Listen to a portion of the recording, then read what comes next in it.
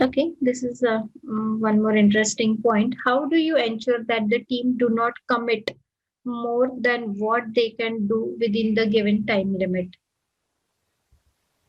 Anyone who wants to answer this question?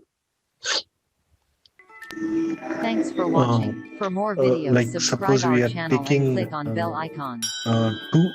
two things. First, like the minimum thing should be completed. Once it is completed, then only we take the third one. No, but this comes into capacity planning. So, how do you ensure that we are not overcommitting our work? So, if I just don't want to say that my Scrum team will complete 10 user stories. It's based on the velocity trend, right, Preeti? Yes. Like based on velocity trend, like how many, what is the team's velocity for each sprint, and based on that we can, yeah, like we have to see if the team is committing based on that. If it is if it is like they are committing more than the usual or average velocity, then we have to like pitch in and ask like we have to check whether they are okay with that. Maybe in the earlier sprints, for if they have committed like less velocity, like a more velocity, less velocity for a particular user story, but they might have different like dependency. Maybe the dependency they might have calculated based on the dependency, and they might have taken more time, more in the sense more story point for particular user story. But in now they have experienced, and so they are okay with trying out in the particular user story. If there is no dependency, they might have been an impression that they'll be able to do it. So we just need to check how what is the estimation thing which they have considered, in the sense like if it is based on complexity or like dependency or amount of work which they have, or those based on which they have, like we have to ask them like based on which they have committed that. And if we have to like ensure if they are not over committing, like we have to ask them, because we have to educate them that it is the velocity which you took it's average velocity, and it is like very, it's not like comparatively it is like more velocity which you have committed. So is that is okay? So I think that's it. Yes. Right? Yes, correct. Any other views? Okay, let me answer what you've correctly said. It is what we can refer while committing any sprint. So this is normally a part of sprint planning, where we pick up the user stories and do the complete estimations and see how much we can work on it. So first thing is we always refer to the historic data. The last 2-3 sprints, how we have been working.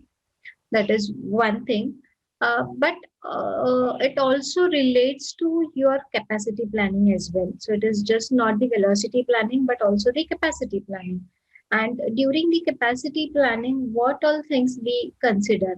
So it is very much possible that we have completed 5 user stories, say each of 5 story points. So normally 25 story points we have completed it. Last sprint, prior to that also we were able to complete around 28 story points in different user stories, say 6-7 user stories. It is possible that there are multiple user stories, but with smaller estimations, so smaller story points. In that case, we can pick up multiple user stories, having the less estimation techniques. But it is also possible that it was because entire team was present, we were able to do that. Now, whenever we say that we have to consider of two things: the velocity planning, what the historic data we have, how much we have committed in our earlier sprint, and plus the very important is the capacity that we have in the current sprint is important. And how do we calculate the capacity? Is normally we calculate the capacity based on the hours, that is the time estimates. It's not the story point estimates here, but it is the time estimates. And these time estimates, I guess we were discussed in one of the questions about the capacity planning. How do we do the time estimates? So we break down each user story into the subtask, and we update the time estimates to each of the user story. Each of the subtasks. So that actually gives me that how much time this entire user story is going to complete. And definitely it is an estimation, it is not the 100% correct figure, it is a tentative estimations that the team has given. So a testing task might need say 2 hours, a code review task might need say 2 3 hours, a development task may need 8 hours. So accordingly, we will fine tune each user story at the granular level, at a subtask level. We find out how much time is taken to that particular user story, and accordingly we will see what is our available capacity of our team. So this capacity of the team is how many team members we have in our team. Are they 100% available to us for working for this entire sprint, or are there any holidays planned? Are there any leaves planned? Are there, or if there is any dependency on a particular team member, that only he is able to complete that particular functionality because he has completed the earlier similar stories, and is he completely available? So those all things are considered whenever we are committing a, a sprint. So it is, we don't commit more than what we can do. How to ensure is we take care of all these things. So we, first thing is we break the user story at a subtask level, add the time estimations to add, ensure what is and put it against the you can take an Excel also, or there are tools, time estimation tools in Jira. It's an add-on tool wherein you can put these hours of each member is available. We reduce the meeting hours of those members.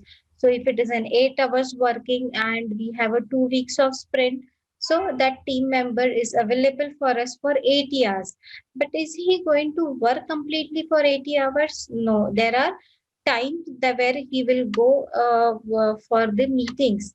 Normally the lunch and those things are not considered here, but the times that he is present in a meeting wherein he'll not be there completing that user story, so those kind of times are deducted. So your daily scrum meetings, your refinement sessions, your planning sessions, your review sessions, those things are all reduced. And plus we normally keep some buffer time in the sense, in case if there are any unplanned leaves, then we don't we keep that. If a particular member is not, may not be available, so time we consider as a buffer time, so that some other member can pick up, or whenever he's back from the leave, unplanned leave, he can start working on that, and it doesn't hamper my committed user stories, my committed velocity of that. So those the all things are we have to consider to ensure that we do not overcommit what we can do in that given sprint time. Got it? So first thing, let me reconcile, is break that user story at a granular level, at a subtask level, and add your time estimations in that. Check how many team members are available with you. And this will definitely, based on your historic data, you can do it in a better way. So as soon when you complete more and more sprints, you will get that more expertise, more knowledge about your teams. It may also happen that if the team is able to work on a particular user story uh, in one sprint, uh, because now they know this functionality, it has been tested in many of the environments, and they are just adding one feature to it. It may be faster. In that case, they can actually add more story points to their sprint. So we just took an example of the vertical slicing. So if whenever I am creating a payment gateway, the first user story might take a time. The second user story, I know what all things are needs to be tested, where it needs to be tested, and because my the basic feature, the basic structure of the payment gateway is ready, and I am just adding the other payment methods in it. This particular user story, in the from the next sprints will take less time. In that case, also we can commit more, but we have to ensure that we are not over committing, and for that, these time estimations. So the capacity planning is very important, and based on your historic data, what velocity we have given earlier, that also helps you to ensure that yes, we were able to work so many of the user stories, say 5 6 user stories in the last sprint. So it is still okay provided my same team is continuing for the same number of days they are going to work, and then it is very much possible that I can pick up those many user stories. So we have to ensure what all things we need to take care. Clear to everyone? Yeah. Yes. Yes, ma'am. Yeah, Preeti, I have one query. Just to if any of the team members goes on the unplanned leave, and it's going to impact somewhere capacity, total team capacity. In the then how the team can manage that gap, that capacity gap, because that because that whatever the team has committed for that work item for that particular sprint, and that task estimation will be done on that basis, then in that case how we can fill that gap, capacity gap. The first thing I just repeated is we normally keep some buffer time. And this buffer time may not be related to your user stories or the sprint work only. Now, in my case, my team members on Friday, we used to even work a lot, even creating the sprint demo. So the sprint demo was a presentation being created, a test lead or someone from our team would pick up this task, create the complete presentation, take the details from all the developers, that which user story you have worked, what functionality it has given, what was the case prior to this functionality, what is the case before this functionality. We used to even attach the test results wherever we have been tested this user story, attach those test results, prepare a demo in UAD. So while the sprint review, we used to play the complete functionality. We used to give a demo of the complete functionality, how it works in the UAT. Share the screen, show that this has been the working earlier. It was this way. Now the user has added us to add one more feature or one more column to this. One more test label to the application. This is what is we have added. These are the, say if it is a date field or if it is an email ID column, then is it a valid? So there are some validations related to it. It's a date, calendar date correct, or if the email ID is correct. So those all validations were there. So these things we used to all create in the presentations, but these things will actually never come in your capacity planning. But it is definitely taking the bandwidth from this team, some or one or two members. So these things we we always had a buffer time wherein we could take care of these things. And for me, it was little different because it was a DevOps Scrum team, so working on the operational activities. So we actually this buffer we kept it for 30%. Normally, it is 10% of the buffer we keep, so that if anyone is not available, the entire sprint is not impacted. But in our case, we used to keep it as a 30% because of the operational activities that we would get anything on ad hoc basis in our ServiceNow dashboard. Okay. So that time we actually utilized if someone is not available, if someone has to go on an unplanned leave and is unable to come back, maybe some illness has actually he's not well and the doctor has suggested more rest. So that is possible. If it is really going to impact the entire sprint commitment, the entire sprint goal, then you have to, first thing is ensure that you inform the product owner, and the product owner will ensure that the scrum master should ensure that the product owner has informed the stakeholders also that due to so and so reason this particular sprint goal is not getting achieved, and this particular user story will not be completed, and we will have to move it to a backlog again. If it is urgent, then it will be picked up in the next immediate sprint. uh, so these are the actions, or reactive actions rather, that needs to be taken care of. But the very first thing is to ensure that you have a enough buffer.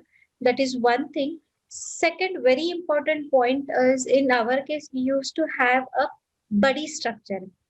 And that is very helpful. A buddy structure in the sense you align one user story, the primary a role or a primary owner of that user story, developer of that user story is, say, person A, then there is always a person B who is also aware of that entire functionality, who is a buddy to that person. Similarly to person B, A is a buddy for his primary ownership, owned user stories. I hope you're getting it, Yeah, right? yeah, So got in it. case if one of the person is not available, the buddy is utilizing the buffer time, buffer capacity, and plus the knowledge. It is very important. So it may happen that the team has a buffer, enough buffer in their hand, but if they don't know what that person was working on that user story, it is still they will not be able to achieve their sprint goal. So these are very real time scenarios that you come across. Yeah, it means you mean to say that by each and every sprint, we need to keep a reserve capacity also Yes. in for some emergency conditions, right? Correct. Reserve capacity, plus it's a Scrum Master's responsibility to ensure that we have sufficient cross skilling in the team. So with the help of this buddy structure, it is we can achieve that.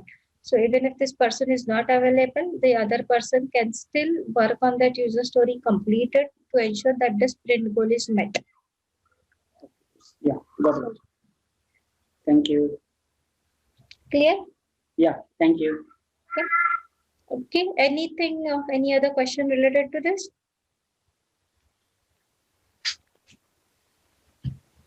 So this is the question. We've covered it. I will move it. And guys, these are very real-time scenarios wherein you really should ensure that I mean, we give a practical example and we give the what we say. It should show that you are confident enough and you have come across these conditions, and you should give the resolutions also. Just I mean, if there is any now suppose if there is any question that did you get into any conflicting situations, and if you are just saying that yes, this was my conflicting situations, I don't know, I didn't knew what to do if my person is not available, he's gone on an unplanned leave, that wasn't a situation for me wherein I had to work. And then the next follow-up question will be what actions as a scrum master you took to resolve that situation. So whenever you're preparing for your interviews, ensure that you have a solution to whatever answers you are giving. So what pitfalls did you come across? What challenges did you come across? And how did you resolve that challenge is also very important. So just don't learn what kind of challenges a scrum master can come across. You should also have an answer that you have resolved it. Okay. It's okay, just let me go through. Okay, the story points to be calculated on release planning wise or entire product backlog. Guys, is this really a question? And if yes, what can be your answer?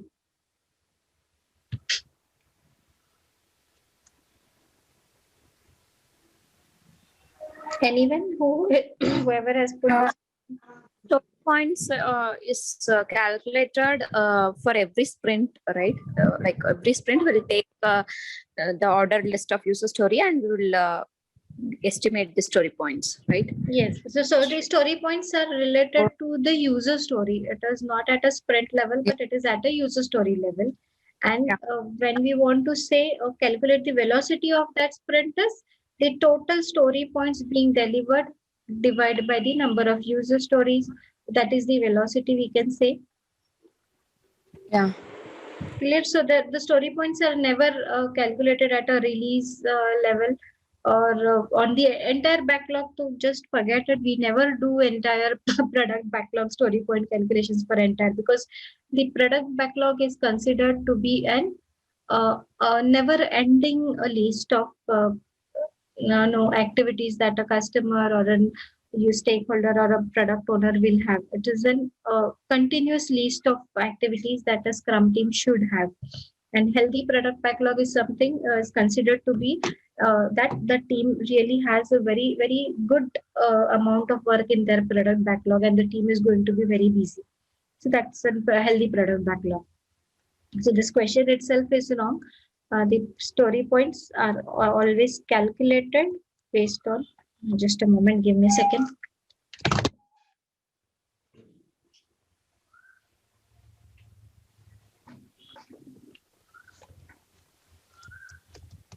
So story points are already calculated only based on the user story.